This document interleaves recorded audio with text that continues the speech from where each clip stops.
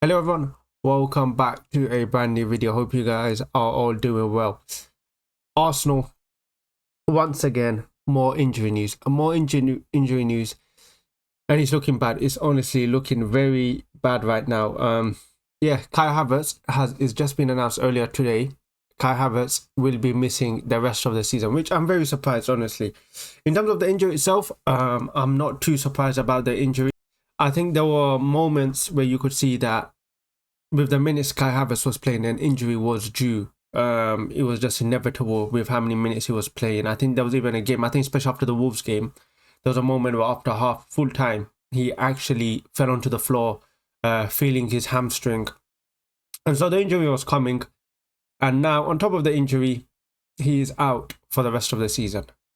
That's right, he's out for the rest of the season, which is very, very worrying because of the fact that Kai Havertz is a player that never gets injured. Honestly, I'm shocked that Kai Havertz is even injured because he's one of those players I just feel that never gets injured. And when he does get injured, you just know he that's it, like something bad must have happened. And yeah, man, it's a worrying time for Arsenal. It's a very worrying thing for Arsenal. But once again, it goes back to the transfer window. It goes back to the transfer window. It goes back to the board, the owners. It goes back to the manager as well. The manager is not he's not, what's it called, he has his part as well, to in terms of responsibility. He will talk about the manager, but look, it's been a disgrace. It's been a disgrace of a season. It just feels like for Arsenal everything just keeps getting worse. It feels everything's just getting worse and worse. Every single player is just breaking down now, whether it's a lack of rotation, lack of managing players' minutes, everything comes into effect. Everything comes into effect. And there is one argument that I will give to Arteta, and I will defend Arteta. Now, I'm seeing a lot on social media and a lot of people saying that Arteta doesn't rotate enough, especially the front three. And for me, that's right, he doesn't rotate enough. And at the same time, how can you blame him for not rotating enough? The truth is, our attacking options, if you look at it, they're clearly not the best. We're not in a position like Liverpool to be able to rotate players. And for me, rotation is not an issue, whether you rotate or not. For me, it's more of the fact that top players, you cannot rotate top players, okay? The thing is, when you are a top player, you are going to play games because your team needs you. We are not in an opportunity, we're not in a situation where we could rotate Saka. We were never in that situation where we could rotate Saka. Like, who were we going to rotate him with? Maybe you could say that the issue is that we didn't sign even a second choice winger for him, which is right. But I'm just thinking to myself, how many players will come and be open to sitting on the bench? And if you do get one, you're going to get people like Raheem Sterling, who just are not good enough. So that's my defense of Arteta, whether on the fact that why he didn't rotate enough and he had to play this. The injuries were due because of the fact that we were playing the same 11 for what, like 3 years. Like, we were using the same 11, the same front three for like two seasons in a row. And yeah, there is some argument to it, but I just think ultimately, when you don't have enough quality up front, or when you lack options in quality, you are going to end up playing your best players. However, on the same argument, you could say that the reason why we had to use the same players is because of the fact that he just hasn't invested in the forward line. Two things can both be correct. He has not invested enough in the forward line, and I'm seeing once again, more reports apparently us trying to sign another goalkeeper, us trying to sign midfielders. Another 70 million, or it looks like it could be spent on midfielder and defense. Another goalkeeper. I don't know how many goalkeepers we have signed now.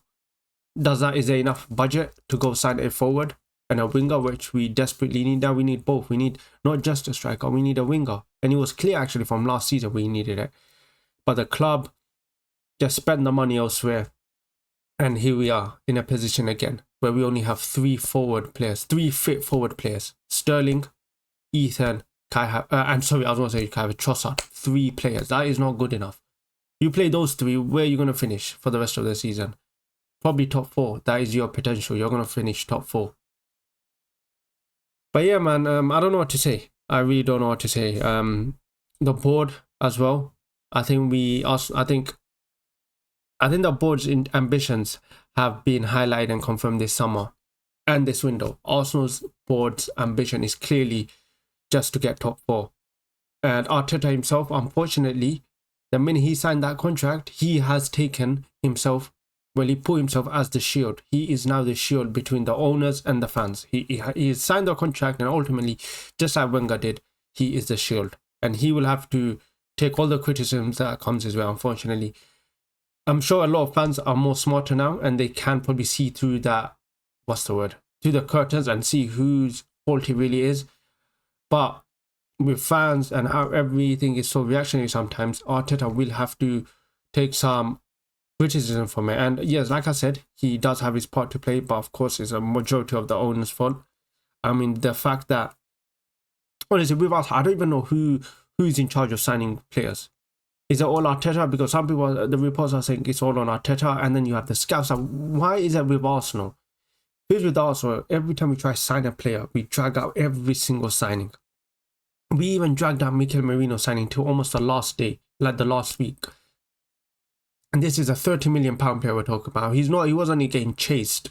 He was just a player no one wanted. We paid the 30 million. And the way we acted, or the way we dragged out the window, you dragged out this signing, you would think that he was getting chased by Barcelona, Real Madrid, Bayern Munich, all the top teams, and we had to convince him so much for him to join. This Arsenal's transfer recruitment is just so poor. It feels so poor. It's like we drag it out. You hear Arsenal being linked with so many players, and then come by the end of it, the rumours are they couldn't find the right player, or it didn't fit the budget.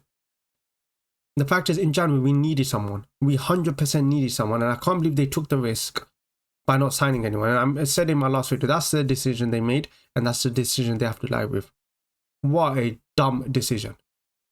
Even when Saka going out, they still didn't think it was enough. It was only when Jesus got out injured, then they said, actually, now we might need something. And still, they didn't think that, because if they did think that, they would have got someone. There was plenty of players available. Tell on loan. You're telling me Tell is not better? Like, fans, I don't think fans understand. We do not have Messi, Suarez, Neymar up front. I don't know why some fans think it's so hard to upgrade, or some fans look down signings like a loan signing. We do not have Messi, Suarez, Neymar up front to be able to downplay some of these attacking signings. We have Trossard, Martinelli, who are so inconsistent in both of them. They're not top. You don't even know if they're going to give you a 10 out of 10 game. They could give you a 10 out of 10, 10 out of 10 in one game, and then the next game they could give you a 5 out of 10 or 4 out of 10. They are not consistent enough. Kai Havertz, he has his moments, but at the same time, he has so many blunders. So many blunders. Sterling, I don't even need to speak about Sterling. Jesus, same thing. He had a good moment. He had a good patch of form just before his injury. But for the last one season, or the last season, what did he give us? Nothing. It's only really Saka who's a consistent one. So I'm so tired of fans saying, oh, who was there? Or that player couldn't have improved us. They talk as if we have like the prime MSN up forward. We do not have a good attack. These attackers are not hard to replace. They are, majority of them are all inconsistent. If we have such a good forward line, the way some of you guys act like we can't replace them, why are we not winning the league? It's some fans, yeah, honestly, some Arsenal fans are so thick in their head. They every single player is suddenly good when it comes to who we can replace. But at the same time, 1 minute they want someone, but the same minute, no, that player's not good enough. You're telling me Tell wasn't good enough? You're telling me even a Mwani on a loan from PSG wasn't good enough? Look at these two players. Who cares if there's a loan fee? Who flipping cares? Is that loan fee coming to your pockets? Is Kroenke saying, oh, here's the 10 million we saved. Here, take the 10. Some people are honestly so thick in their head, man. But yeah, man, I don't know what more to say other than it's a disgrace. And I can't believe there are some fans that justify it. Well, I can't. If you're a fan that justifies it, you're just clueless. That it's been a shambles. It's been a shambles of a season. Not just the fact that we have injury problems. We failed the transfer. It's our season now. It's been dead. It's been shit. Liverpool just drew to Everton 2-2. If we had anything, if we had F's forward, or if we had some good attacking options, I'm telling you that title is there to be won.